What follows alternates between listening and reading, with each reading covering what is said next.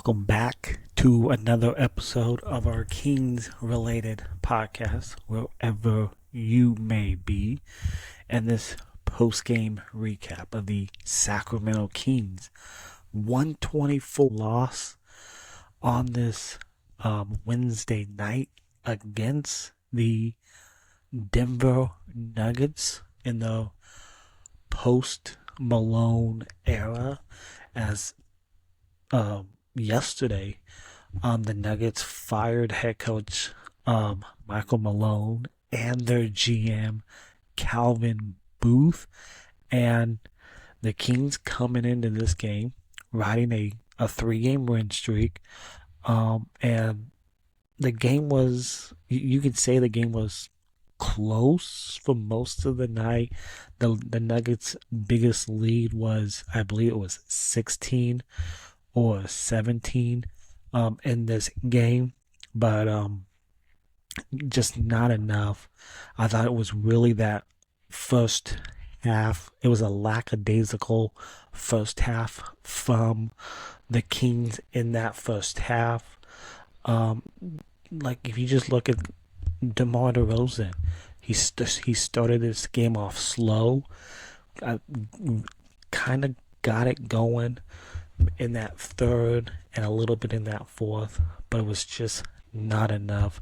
DeMar DeRozan in this game was 6 of 22 from the field tonight. That's 27%. The rest of the Kings offense in this game was 50% from the field for 27 and 54. Just like after these last two games against Cleveland and Detroit, where it was like DeRozan and Levine. DeRozan didn't quite have it in this game tonight, but the Kings at the end of the first quarter, they trailed 33-25 after the first. Zach LaVine led the Kings with 6 points. Trey Lyles, in my opinion, was the best Kings player on the floor tonight, in my honest opinion. He also had 3 rebounds, 2 assists in that first quarter. And the Sacramento Kings, they shot 40% from the field. Going into halftime, the Kings trailed the Nuggets going into halftime 66-58. You had DeRozan, Trey Lyles, Keon Ellis, and Doug McDermott all had 9 points going into halftime for Sacramento. Then you had 8 points and 7 assists for Zach LaVine in this game. And Doug McDermott's 8 minutes of action in that first half, 9 points. He was 3 of 4 from long range. So quality minutes in that first half for Doug McDermott in that first half. And also in that first half, Zach LaVine, even though the scoring wasn't at the volume that we saw in the previous 2 games in the wins against Detroit and Cleveland, he was doing a solid job creating offense for his teammates early on in his 13 minutes of action in that first half. Again, in that first half, Zach had 8 points. He was 3 of 8 from the field, 7 assists. Really nice job of setting up his teammates in that first half. He also had 2 blocks as well in that first half to go along. And then in that third quarter, Zach LaVine tried to do all he can to dig the Kings out of that 16-point deficit that they dug themselves in. And he really put this team on his back. He had 19 points overall, but 11 points in that third quarter. He was 7 of 14 from the field, 8 assists through 3 quarters in those 34 minutes.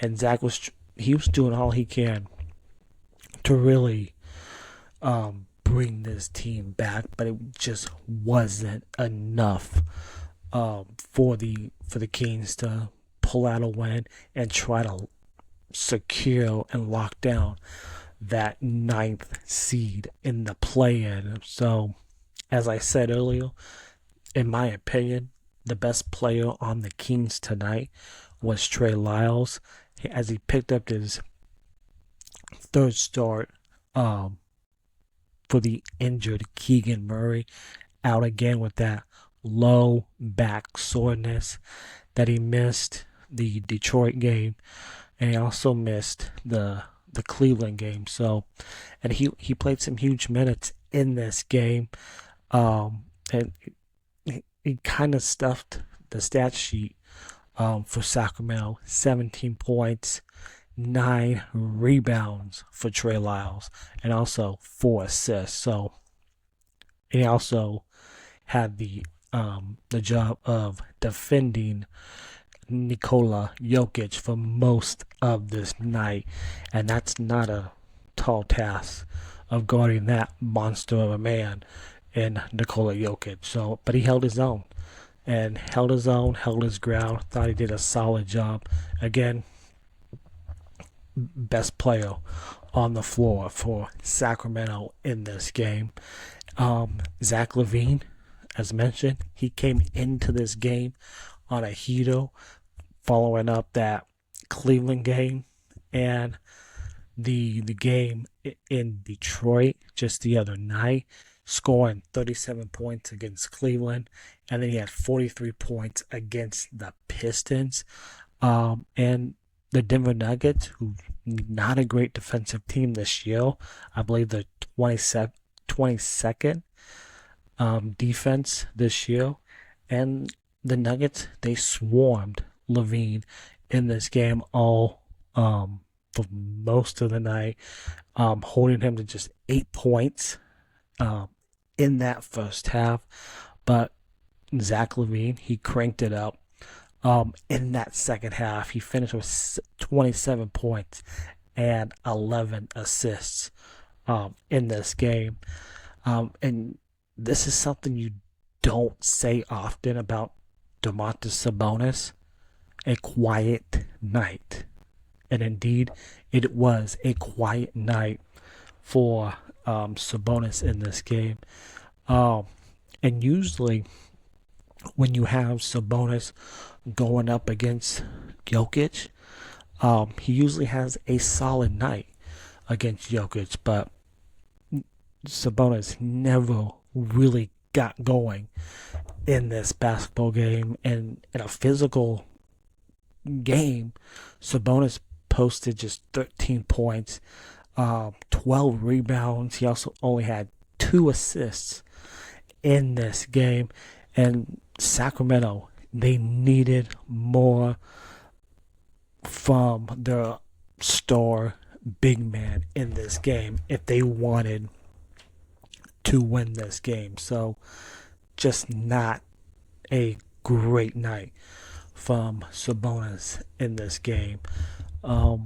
Keon Ellis, who is tied for second in the NBA in 3-point field goals attempted, and he's in my opinion, I think he's the team's best 3-point shooters, and the Kings, they need to look for Keon Ellis more when he's out there on the floor. We know what Keon can bring defensively, and how he's such a menace on that side of the floor. But Sacramento, they have got to find Keon Ellis more on the offensive end. Hey, Keon Ellis in this game tonight, 20 points. He had 5 rebounds, 2 assists, 2 blocks in this game, and he like Keon, he is more than just a defender on this team. So DeMar DeRozan, somewhat like Sabonis, a quiet night for DeRozan in this game. Got going slowly. It was slow start for DeRozan, but when you kind of needed a big bucket in that second half, DeRozan delivered. But DeRozan just 8 of 26, as I mentioned at the top of this episode, from the field tonight, and he missed all 5 of his threes in this game, and he finished just with 22 points in this game. So an honorable mention for off the bench with no Malik Monk for the rest of this regular season and the playing games. And you got Jake LaRavia, who's still out. And then no Keegan Murray. Doug McDermott was cooking early in the first half. Again, 9 points in 8 minutes in his first half of action. And we don't see Doug McDermott play often, but every once in a while, he comes in off the Kings bench and he catches fire. And that's what you want from a guy who can shoot the basketball. And the veteran forward, Doug McDermott, gave the Kings a somewhat boost in that second quarter, hitting 3 of his 4 threes from long range for a quick 9 points in that first half. But just a lackadaisical first half from the Sacramento Kings in this game really was the story, and they never, in my opinion, never seemed to figure it out in that second half. I thought it was better in that second half, but just way too much. And this is a Denver Nuggets team. They fired Michael Malone yesterday, and this was a Nuggets team that looked like they had a little fire in them. Like this did not look like a 22nd ranked defense in this game. Christian Braun, I thought he was absolutely amazing for the Nuggets in his 36 minutes, 25 points, 9 of 12 from the field for Christian Braun. Jalen Pickett, 18 points in his 30 minutes. He also 5 of 7 from 3, a couple of big threes there in that second half. But then you got Aaron Gordon, who really got it going early in the game tonight. 21 points from Aaron Gordon, 9 of 16 from the field. Michael Porter Jr., again, 21 points from Porter Jr. in his 35 minutes. 7 of 14 from the field. 4 of 8 from long range for Michael Porter Jr. And then the big man, Nikola Jokic, another triple-double for Joko. 20 points, 12 rebounds, and 11 assists. 5 of 12 from the field. And Jokic was perfect from the free throw line. 10 of 10 from the free throw line. But and this was a Nuggets team that they came out with fire, and they swarmed the Kings defensively, and they made the Kings work for every shot possible. And You have the Nuggets scoring 33 points in the first quarter and the second, and then 27 in the third, 31 points in that final quarter. But this was a Nuggets team. They came in 4 losses in a row, fourth in they were fourth in the West in the jam-packed Western Conference. So tip your cap to the Denver Nuggets. But for the Kings, you're still ninth in the play-in. The good news is you do have the tiebreaker over the Dallas Mavericks, who lost tonight in the return game of Luka Doncic in Dallas, and the Lakers, they beat the Mavs 112-97. And the Mavericks' next 2 games are the Brooklyn Nets. No, it's the Toronto Raptors, and then the Memphis Grizzlies. The Kings, they got the Clippers on Friday night, and then they got the Phoenix Suns on Sunday afternoon, who are officially eliminated from the playoffs after the Suns lose to the Oklahoma City Thunder, and now the Suns have lost 7 games in a row. So now it's either going to be the Kings hosting the Dallas Mavericks in that 9-10 play-in, or the Kings fall in the 10th and go into Dallas for that 9-10 play-in. And that's a Dallas Mavericks team that's they're getting healthy. They got Anthony Davis back, Derek Lively's back, on a little bit of minutes restriction, but Daniel Gafford's back. So they're getting their guys back, and I don't know if the Kings really want to face that Dallas Mavericks team with their big guys all returning and coming back. So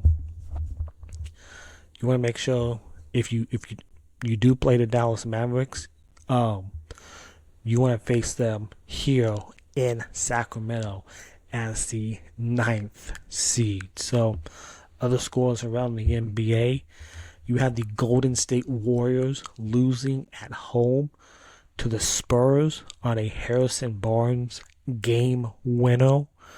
You got the Clippers beating the Houston Rockets, who I believe the Houston Rockets were sitting a lot of guys in that game. You had the Bulls beating the Miami Heat, and then you got the Orlando Magic beating the Boston Celtics. They're in the Eastern Conference.